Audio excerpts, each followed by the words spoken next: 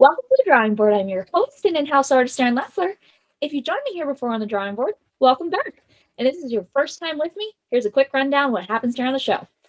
Every episode of the drawing board, I invite guests from around the entertainment industry, and we learn a little bit more about what they do. And while we're learning about what they do, I'm also sketching them in real time. Fun, right? Well, I am super excited today because I am introducing y'all to another musical guest, which is going to be awesome for my musical kiddos out there. She is an insanely talented musician and singer who I am pretty sure y'all are going to love. Please welcome my guest, Ivory Layne. Hi there. Erin and everyone watching. Well, thank you so much for being here today. For kids who may not be familiar with your work, do you want to tell us a little bit about what you do? Absolutely. Well, I am a musical artist. I live in Nashville, Tennessee. I've lived here for the past 7 years. And basically, I spend my time writing songs and performing those songs. Although sometimes I do write for other artists and for like TV shows and commercials and that kind of stuff. That's kind of what I do. That is amazing. And I never even thought about the aspect of writing for like commercials and TV things. That's actually really neat too. I So, love doing it, Erin. Like it's really fun to try to get into someone else's, especially writing for other artists too, when you're trying to get into their head and be like, okay, I'll have an artist like tell me a story or something, just talk about their life. And then I try to speak from their perspective. And that's just so fun. It is really so fun. It's kind of like acting, probably. like that, when you have to step into the role of somebody else's shoes. I like that. Thank you. So I have to ask, you do not have to carbon date yourself. I tell everyone this, but how long have you been doing this? Oh my goodness. No, that's totally fine.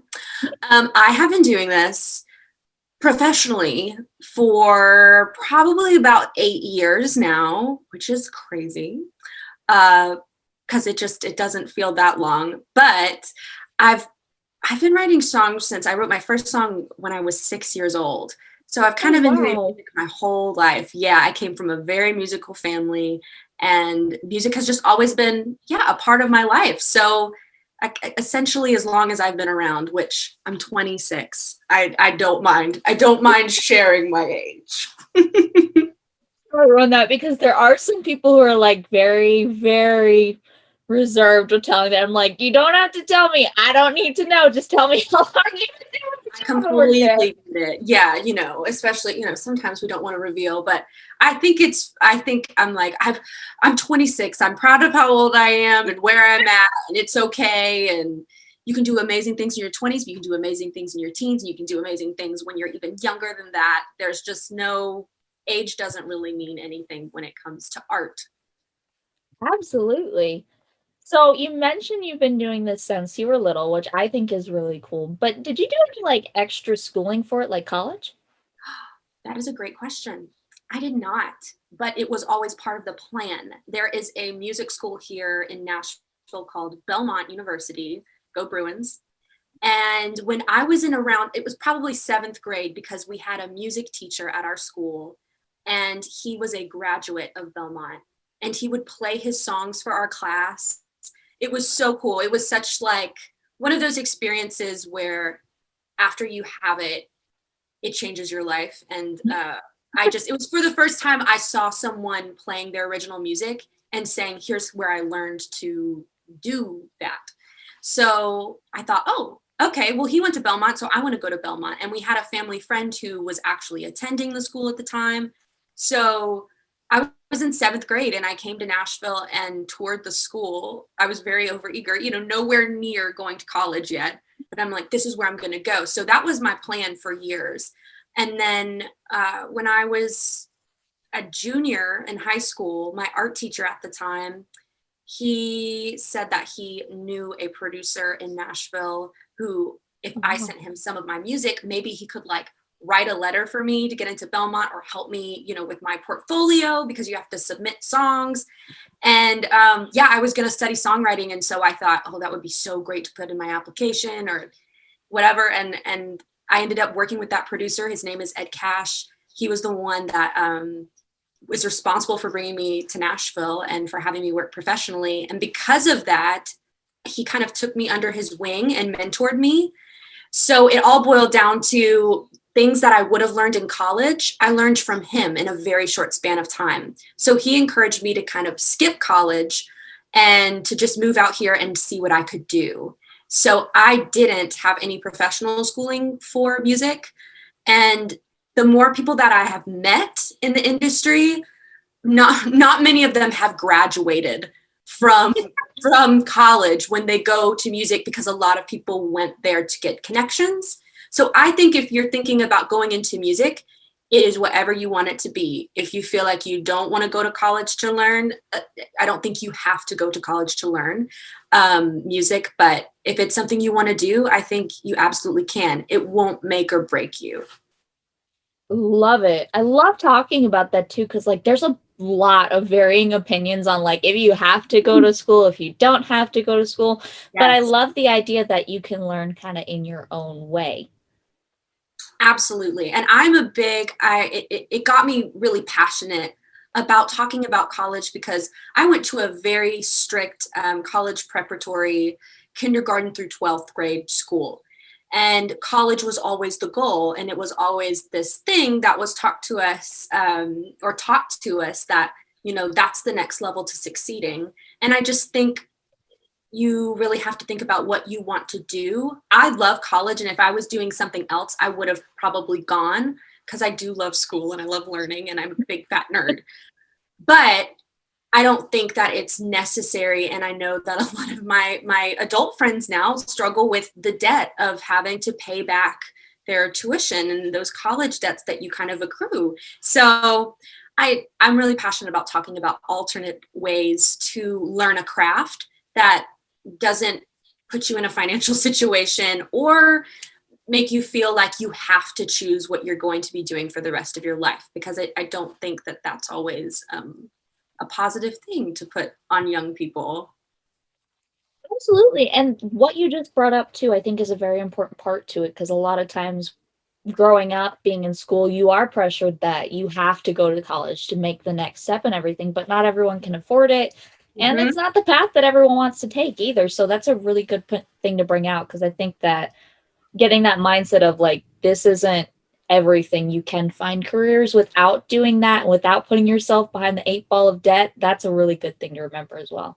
Yes, I'm all about real hands-on learning and mentorship. If you can find somebody like you, what you're doing is amazing, because you're telling people about what you do and giving them a picture of, if this is something you want to do, then follow something that I did, or you could kind of use me as a template. And I think working with Ed in Nashville was so huge for me, because not only did I get to watch him as a songwriter, but as a producer, and that fed into me doing my own production work and learning how to do that as well. So I wouldn't have gotten there had I not been able to watch him do that, and for him to speak into me and tell me how the music industry works and introduce me to it. So I love mentorship, and I think we should bring apprenticeships back. Like, I'm all about it. I love that. That's actually not something I've talked about a lot on the show. Do you want to tell us a little bit about what an apprenticeship or mentorship is, so that kids know what it is all Yes, about? I'd be happy to. As I clear my throat. Let me see. To me, I'll just tell you my definition of an apprenticeship or a mentorship is when someone is, it doesn't have to be that they're high up in their field, but that they have been in their field for long enough to kind of get the gist of what that is. They have taken the steps required to be good at what they do. You would want your mentor to be someone that you respect and you really love their work, and has been in the game long enough to kind of know what they're talking about, and also to have put in the work. I always have tried to seek out people with gray hair, who have been around for a while. They know what they're talking about, and they're confident in themselves and in their craft. And they're not going to talk to you from a place of fear or being jaded, or like, oh, you never want to do what I do because it's just too hard. You want someone who loves what they do. And to me, a mentor is all of those things, who's willing to answer any of your questions that you have, and willing to teach you things, important things about the craft that you want to learn. In my instance, that was songwriting and music production, and honestly, the music industry, because I didn't understand A&R and management and publishing deals. Like I didn't know anything about that. So it was great to have a source that I could go to and ask a bunch of questions. That is really cool. Thank you for sharing that. I think that's a really great thing for people to keep in mind as well, is not to shy away from if they see like mentorship or internship. That's a great way of getting like hands-on experience and learning on the job. So Yeah, definitely a great thing to keep in mind. double thumbs up. I love that.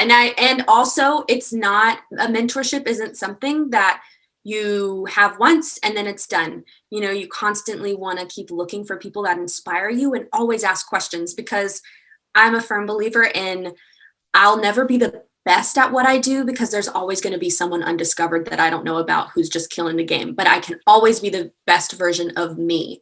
And in order to do that, I always need to be learning more about myself and more about my craft. So mentorships are always something that I think once you started it, you should keep doing that. Like every couple of years, find someone that can really tap into you and inspire you. Absolutely. Now, a bit of a fun question, one that's not so like deep and layered on this aspect. But a lot of times when I've talked to kids, I kind of get the same gist from all of them, that they think because of how media portrays it today, whether social media or the TV, the only way to be good at a job is to only do their job all the time, nothing else. But we're human. We have multiple interests and likes, which if you're doing a job all the time, that isn't going to allow time for anything else. So this is where I love asking about hobbies. Do you think that hobbies are important to being better at your job? And do you have any? Oh, I absolutely believe that hobbies are important. And I love this question because it's something I've really asked myself in 2021 as I start out this year. I'm releasing new music. You know, we're still trying to figure out how to do things with Zoom, and do we need to do a live stream and things. And it feels like, since everything is on our screens, there's a temptation for our jobs to take over all of our time. And I've noticed in my life, when that happens, then my art suffers and I'm not writing songs like I used to, and I'm not putting time into production, but I'm also not living my life. So I think when you have hobbies, it helps you live a richer life and actually do your job better. So I'm a very big believer in having things on the side that you love to do that really inspire you. So for me, that would probably be, this is not a hobby, but it's more of a practice. I love going on walks. I don't take my phone. I just kind of walk around and just have a quiet moment with myself. And I like to do that in the morning. So that can kind of set my intention for the day of like, you know, I may be an artist and I may be a songwriter and I may be a producer, but it starts with, I am a human being and I am me. I am Ivory. What does that mean to me? But things that I love to fill my spare time with. I used to love to draw, and I'm trying to learn how to paint. That's been my goal for this year. I really want to learn how to paint. I know, I'm like this. So this is a really exciting moment for me to be here with you. Um, I am trying to get back into cooking. I say back into, like I was good at it before. I was not. I would like to be good at it. So I'm trying to make more time to like cook. And I really love word games and creative Ooh. writing. So any sort of like crossword I can do, any sort of like journaling thing, or like, what if I wrote a poem like this or a novel like this? I love things like that. Anything to kind of get my brain going. And reading counts as a hobby, right? Yes. Good. Because I'm getting back into reading slowly but steadily, and I love it. Science fiction is my favorite genre for sure. Yes. I Yeah. love that. And it's funny the amount of people I've had on here that are all like, look, I'm trying to cook. I'm not good. I always tell everyone, I'm like, I do not cook. That is not my forte. I'm not good at it. But it's funny how like all of us are like, I should try again. Maybe I don't Yeah, know. should do this. I've really gotten into this is going to sound ridiculous, and I know probably a lot of people out there are going to think that I'm crazy. But when I have spare time, I try to see what I can tidy, what I can kind of keep clean, which sounds insane. But it's this whole thing of like, how can I help future me so that when she comes to this place tomorrow, when she walks in the kitchen tomorrow, she can go ahead and like make her morning tea and toast or whatever and not have to do the dishes. Or like, maybe I should make my bed. Taking the time to do that instead of scrolling on my phone or feeling like, oh, well, I have to work first. I have to work first. Things like that really, they're simple, but they keep you grounded and they remind you of, I don't know, just like taking care of yourself. It's really important. So I've been intentional about that lately. And my sister thinks that I'm crazy. I live with my sister. So she's like, why are you doing the dishwasher at, at like, 10 p.m.? You don't need to unload the dishwasher. But I'm like, I have this time. I want to clear my head. It's important not to be doing music all the time. I love that. And I think that's a great thing too, is because a lot of times with how social media is, we kind of get caught and trapped in this cycle of just scrolling and scrolling and scrolling. And that's not always healthy. So it's a good thing to remember to do like little tiny tasks around the house, whether it be clean your room, clean the kitchen, like do something like that. It does help, honestly. Yes. 10 out of 10. I agree. Your parents will love it. Yeah. 100% sure the kids that are probably watching this right now are like, why are these people telling me to clean my room? What is this? I know. I'm like, this is going to be an unpopular opinion and I'm going to sound crazy. But also, if you get used to doing it now, it won't be such a chore when you're 26. Yeah. It's not going to feel that bad once you get used to doing it. Yes. It may still kind of feel like a drag, but it won't feel as bad. Yes. And you won't feel like I'm doing this because someone told me I had to do it. It means something a little different when you tell yourself that you have to do it. You're your own boss. That's what I tell myself when I'm cleaning dishes. I love it. A more serious question, but I think it's an important one to talk about, especially because the industry has made such wonderful leaps and strides with it, but there's still a long way to go with it when it comes to diversity and inclusion in the industry. There has been so many wonderful improvements made, but there's also a lot of voices we're still not hearing. How important do you think it is for kids to be able to see people who look like them, sound like them, come from the same places that they do, doing the jobs that they love? I think it is so important. I don't think that if someone isn't depicted in something, it means that you can't do it. But I think that it is so empowering to see someone who looks like you on, a TV show or whatever, or a YouTube video or an interview that is doing something that you want to do. One of the aspects of my career that is very not as popular, there are a lot of female singers. There are a lot of female artists. I didn't have to, that wasn't so wild and crazy for me to think about, but music production was something that I kind of fell into doing it. And for those of you who don't know, music production is all of kind of the instrumental stuff that you hear. It's how a song gets made and put onto your computer or on the radio. And there is a lot of kind of science that goes into it that was very intimidating to me. But I started doing it when I was 14. I started producing when I was 14 or 15 on GarageBand. That's a great place to start, by the way, if you're interested. It's a great. It's if you have a Mac, if you have a MacBook, it's on there. And I'm sure there are other applications for PCs and things like that. But that was what really got me started. And I didn't even know it was music production until I met my mentor, Ed, and he was like, no, you're producing music. And it really took me under his wing and I got to learn so much about it. But especially when I moved to town here in Nashville, I didn't meet a lot of female producers. And then, you see the Grammys and behind the music for different things. And I wasn't seeing female producers. But Imogen Heap, who is an amazing artist, she was one of my inspirations. And she writes and sings and produces her own music. So in seeing her and getting to be one of her biggest fans, I was inspired that not only can I do this, but this might make my art even better if I learn how to produce the songs that I write. It might make it sound even more like me or develop my own sort of, production style. And so Imogen was just so huge, such an integral part of my career, and she doesn't even know.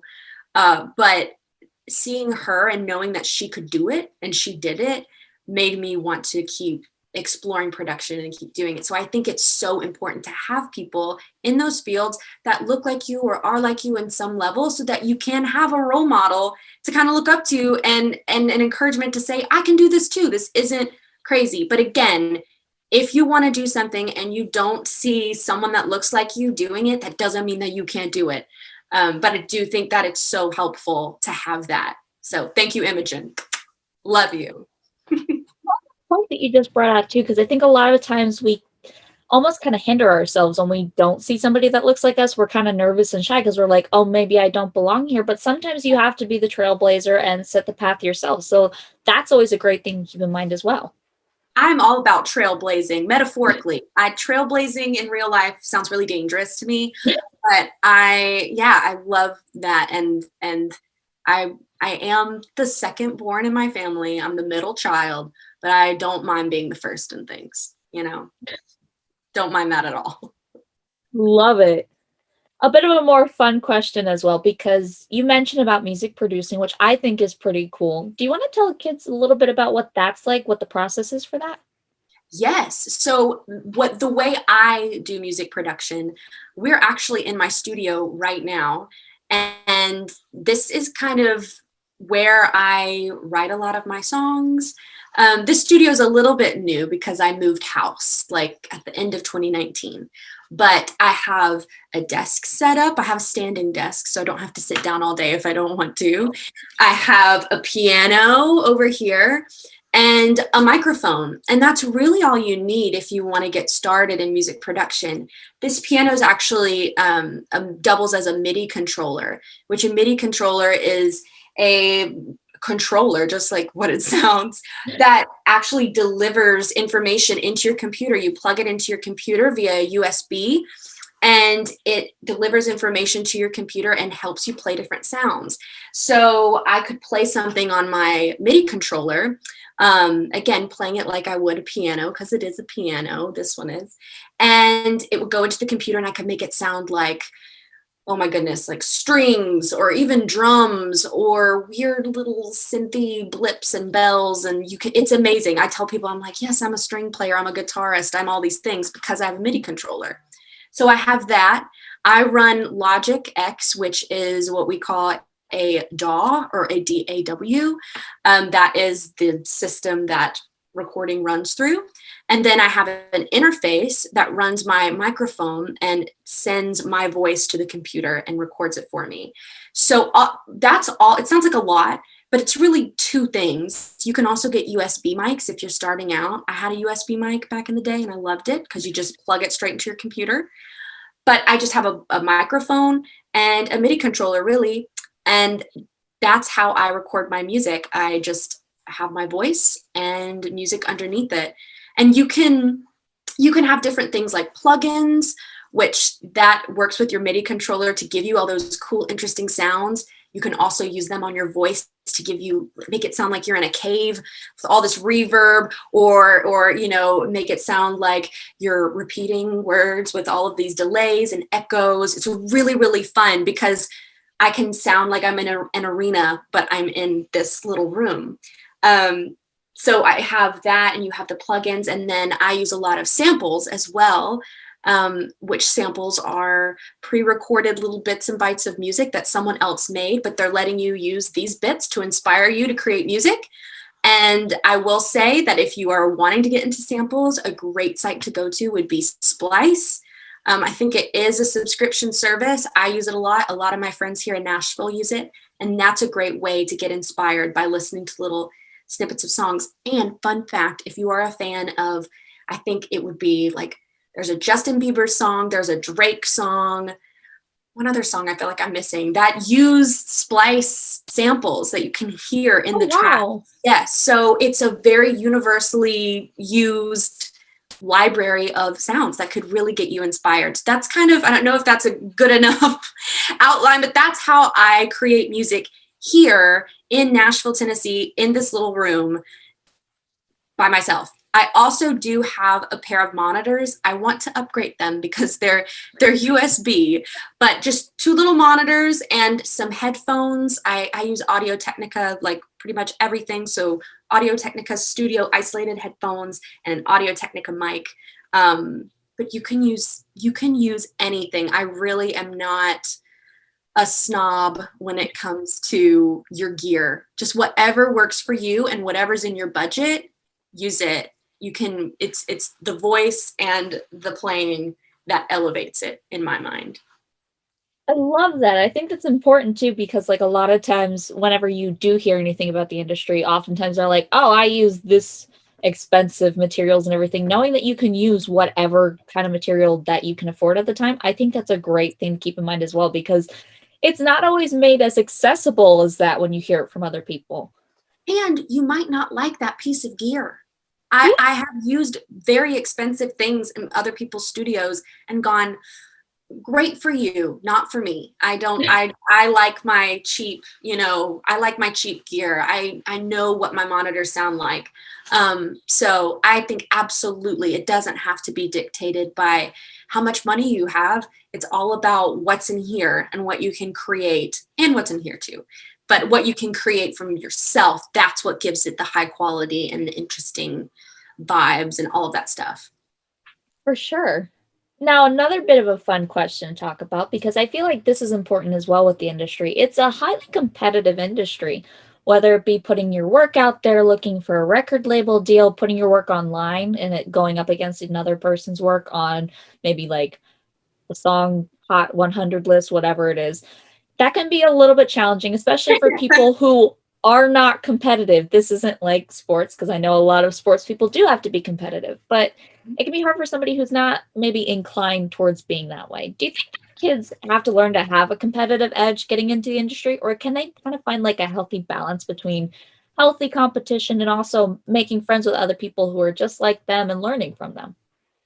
Oh, I think this is an excellent question. I would completely say the last thing that you just said, which was you can absolutely, I think you have to have a healthy balance of, yes, there is such a thing as like, you want to get a Grammy. I want to get a Grammy. Like I would love to be number one on a chart, and that isn't bad. It's not bad to want to have some sort of numerical success, to be able to point to something and go, I won, like I did this thing.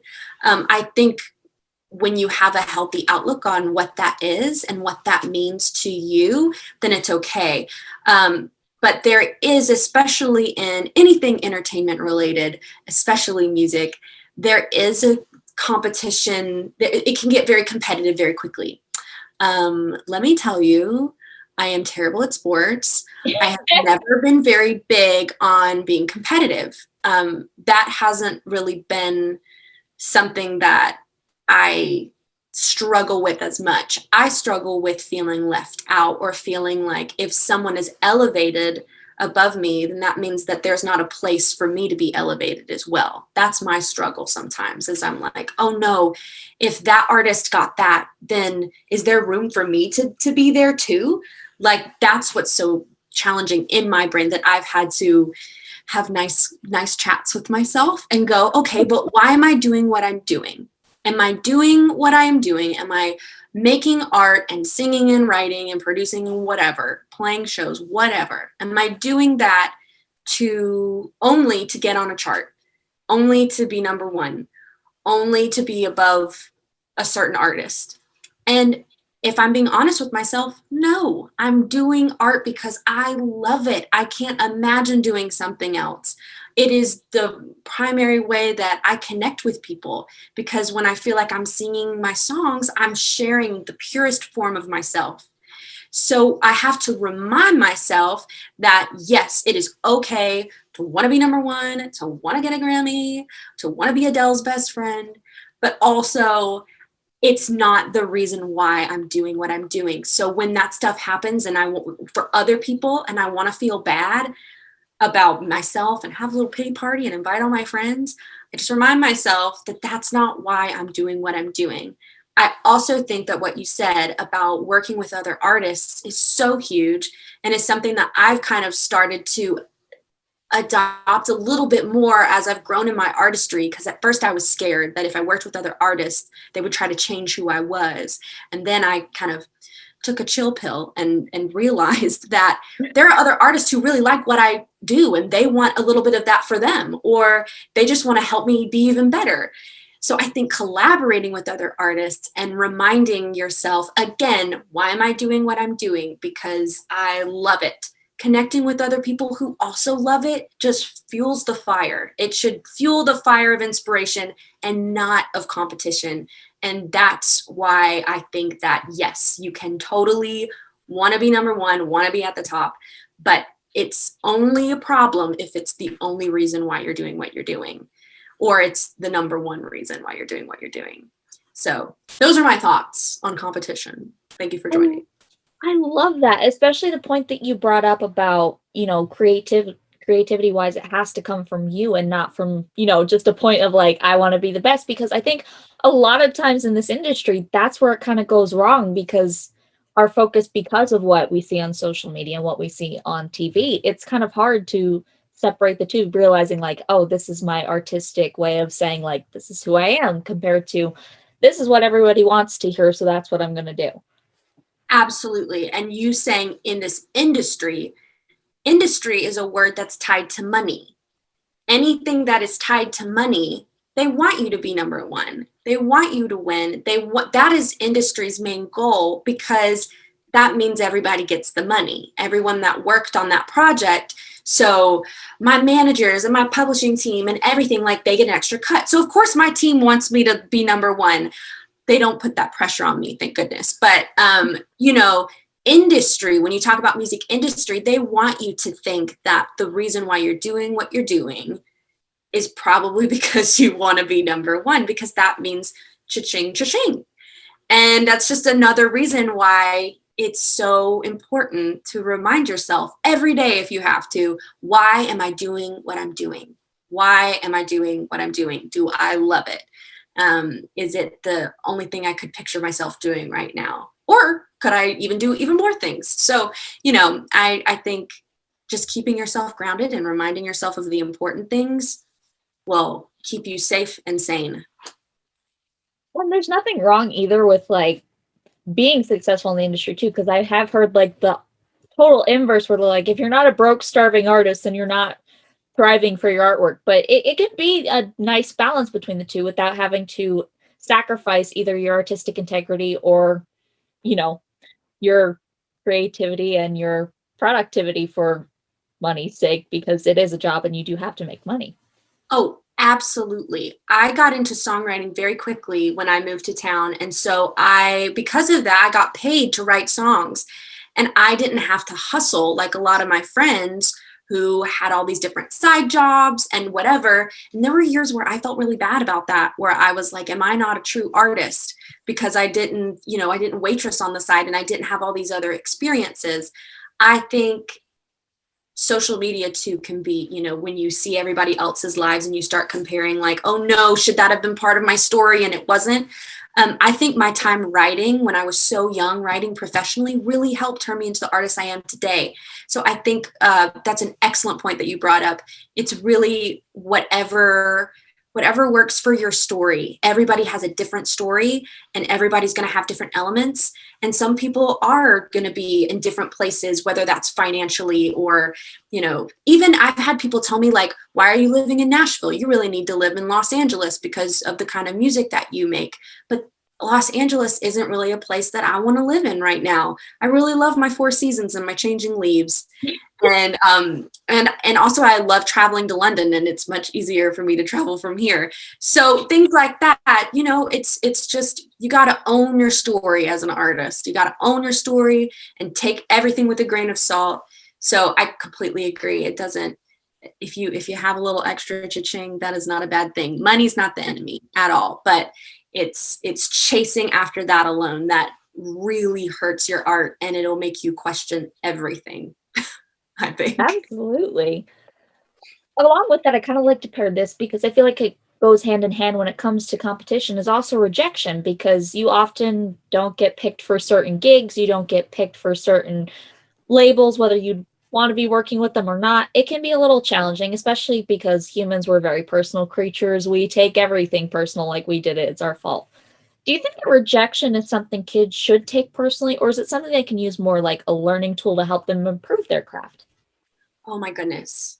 Rejection is something so tricky because it does feel very personal. It is hard not to take rejection personally because usually rejection means you put yourself out there and you've kind of exposed something that you were really proud about or something that you really feel like defines who you are.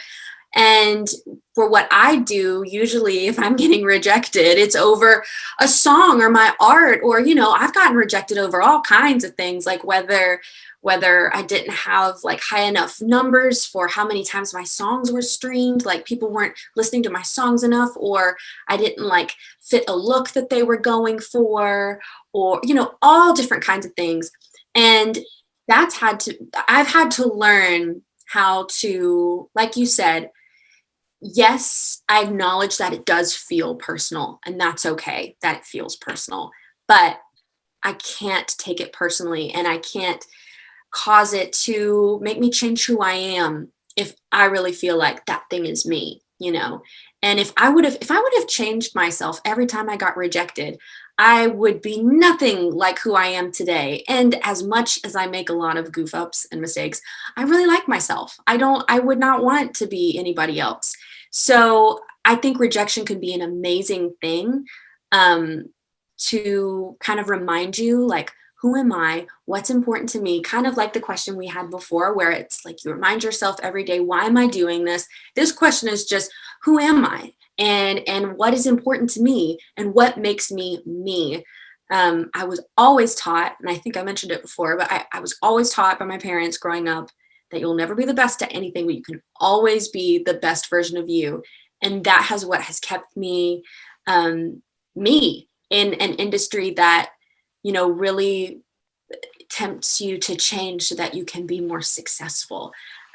So yeah, I think rejection is something that's going to be inevitable. You're going to get rejected at some point, and it's going to hurt, and that's okay. It should hurt a little bit, but it doesn't mean that you're doing anything wrong. But I also would say, don't completely let it roll off your back in the sense of someone doesn't like me. Well, who on you is what we used to say growing up. Someone doesn't like me. Well, that's their problem.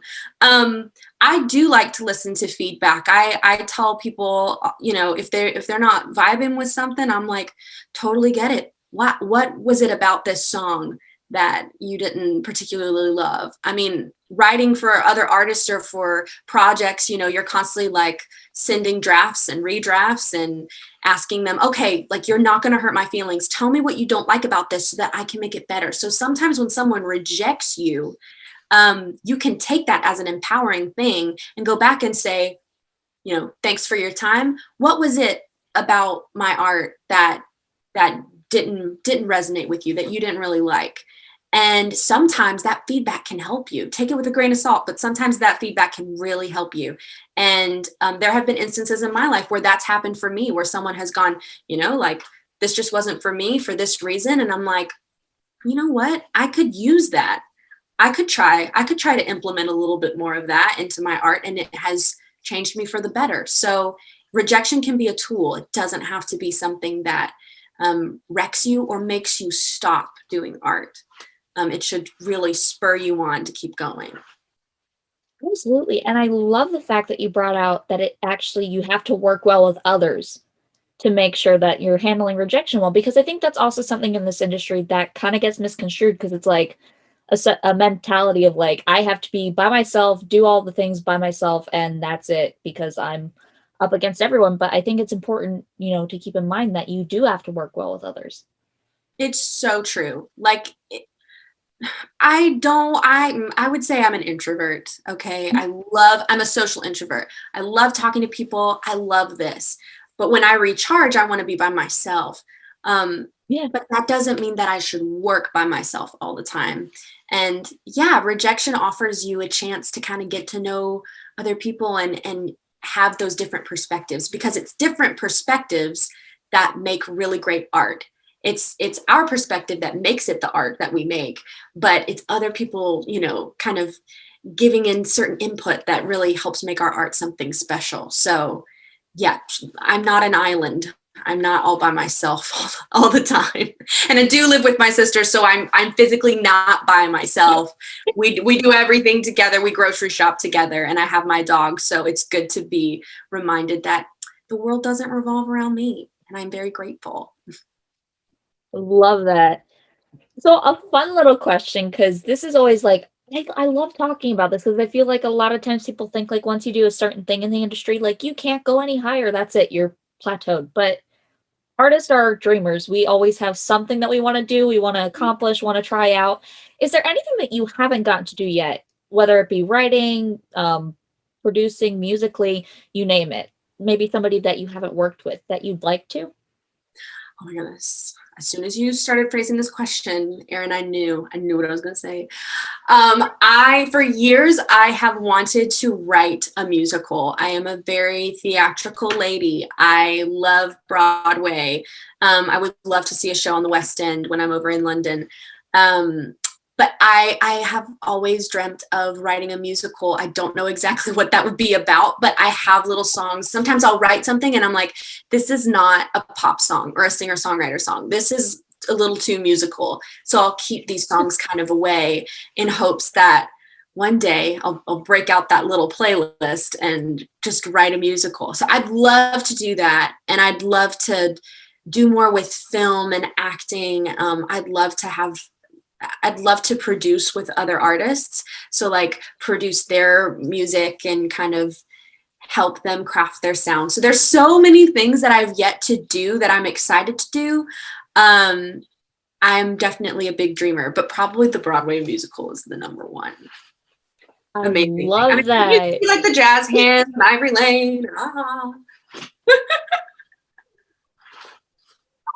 It also goes to show that like it doesn't have to stay in like the same area that maybe you're doing work right now. It can like be related to it in some way, but you don't always have to stick in the same exact career spot either.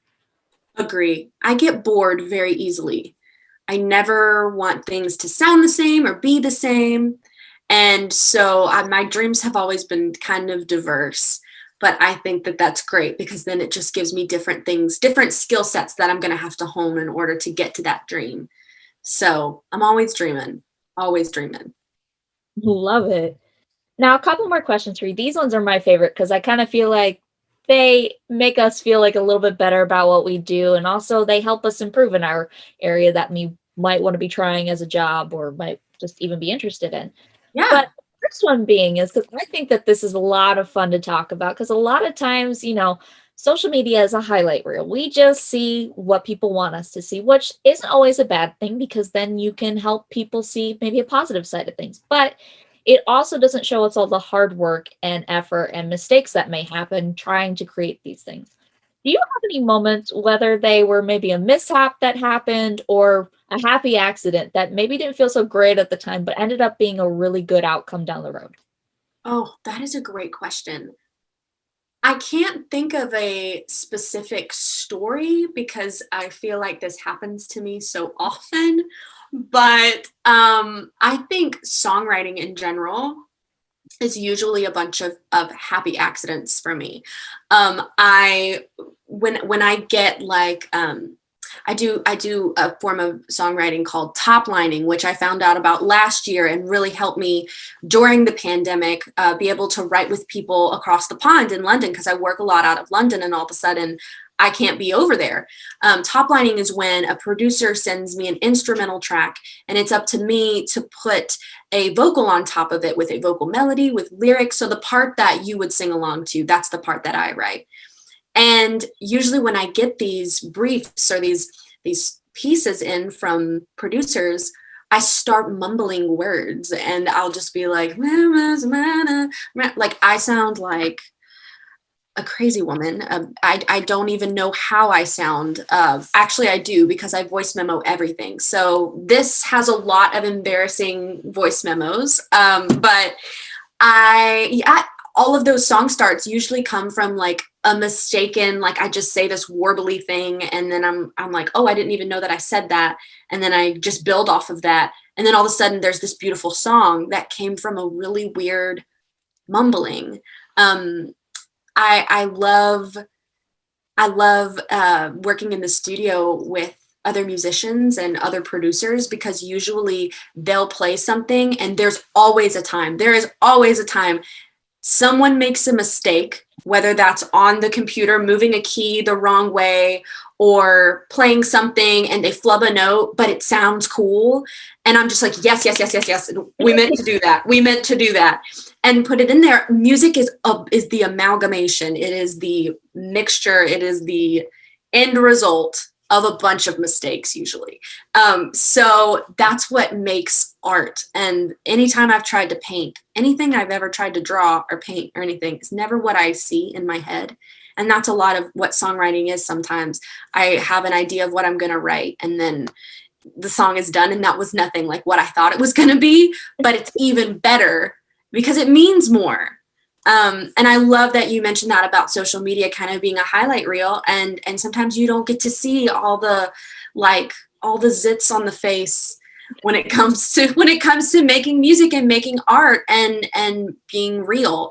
So I make mistakes all the time, every day. There's probably a mistake on my face right now that I don't know about. It's like whistling in the wind. Make more mistakes. It makes you a better person.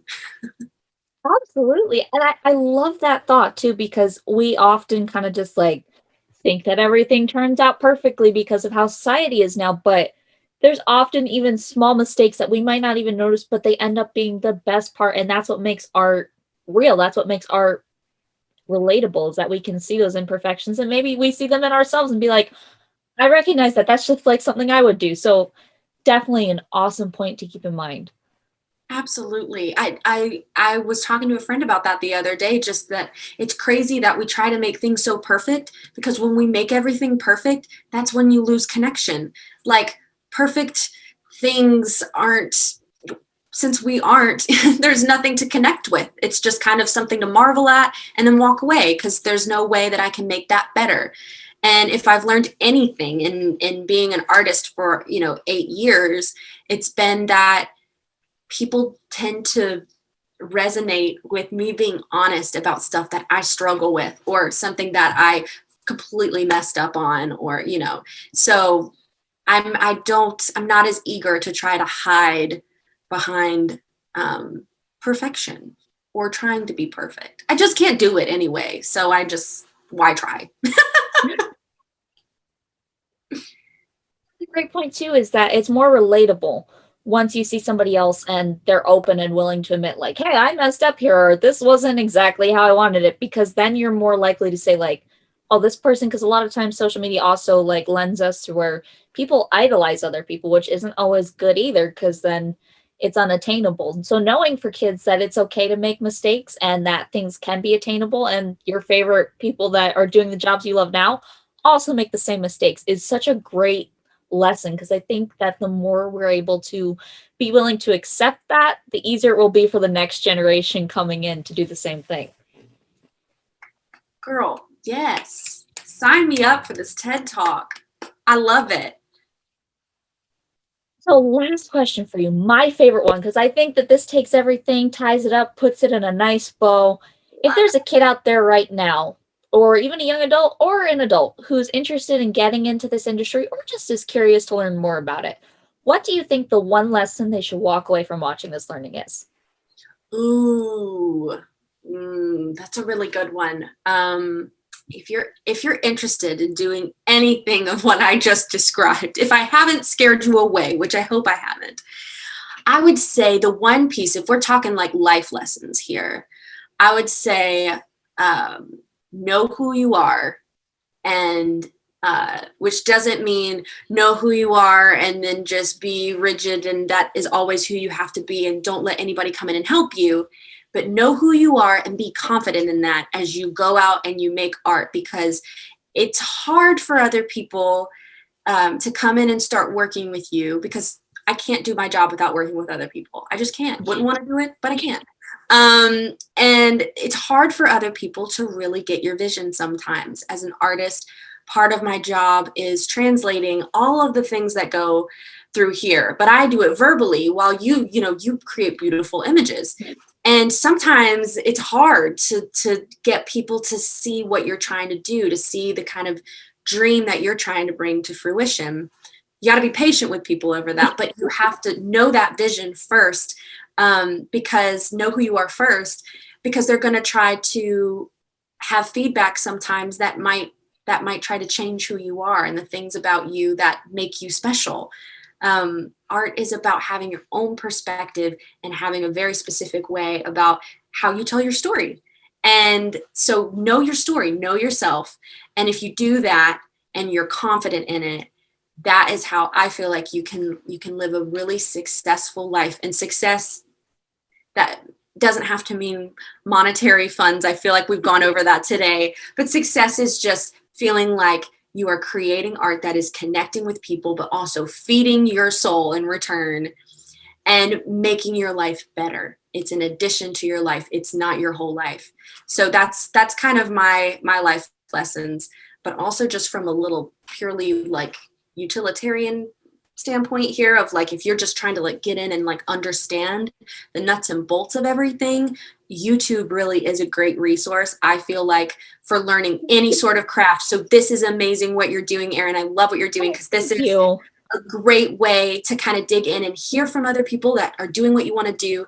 And there are a lot of people such as yourself who are not enough people, but a fair amount who are really showing you behind the scenes and telling you a little bit more about how they do what they do. So you can get a better idea of whether you even want to do that at all, or you want to start your own thing. So that's my piece of advice. And I hope to meet anybody who's pursuing music very, very soon. Maybe we could collaborate or something.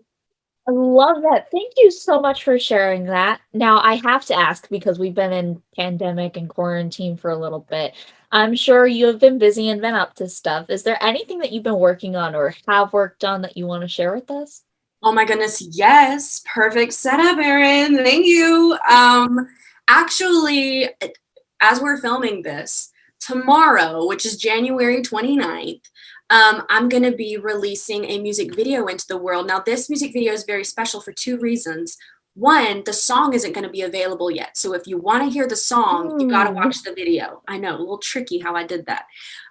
Number two, this video was filmed at my house. It was filmed with my friends Gatton, and Gatton is an amazing artist, and Aaron Campbell, who's just amazing at everything, but he does a lot of photography and set design, and he's just amazing.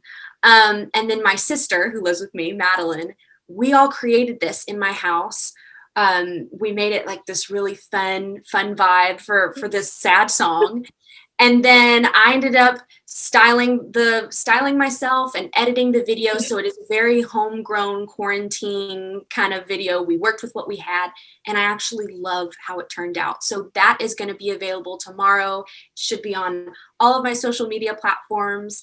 And yes, that's kind of preparing for this Confetti EP that I have coming out in February. It's mid-February. I'm blanking on the exact day, but I'll be sure to update everyone in my socials on that. I'm so excited because this EP and these songs are some of my favorites over the past several years of working and living in Nashville and going to London and working. And it really is a lot of the lessons that I've learned that we kind of talked about a few of those today. So if you're interested in me and what I do, you should definitely check out this video and check out my friends who I collaborated with, who helped me make it. And I hope you all enjoy it, because it was a joy to make. And I got to keep the dress, which is very poofy and amazing. I can't wait to wear it out to the grocery store. Love it. And so excited for that. I think by the time that this one's out, the EP should be out. So definitely go check that out. It'll be in the links below that you can go tap on that and check that out. And now comes my favorite part of the episode, where I'm able to show you what I was able to make of you while we were chatting. I'm going to warn you in advance. I'm gonna cry. Lights in my studio, they do like to mess with my screen. So I'm going to try my best to get this up in here without any glares getting in the way. But you are kidding me. I love it. Oh my gosh, do I get to like have that somewhere? I'm obsessed. I'm gonna blow it up. See, I don't know if you could tell, but that's my face from when I was in high school. My mom had me hang this up in my studio because she's like, you have to remember where you came from. But it's so obnoxious here. I need something else. I need art. You are so mega talented. I am absolutely floored. I feel so pretty. Much for coming on. It was an absolute blast to have you here, and thank you again to everyone who tuned in. Again, I'm your host and in-house artist, Erin Leffler. Catch you next time on the drawing board.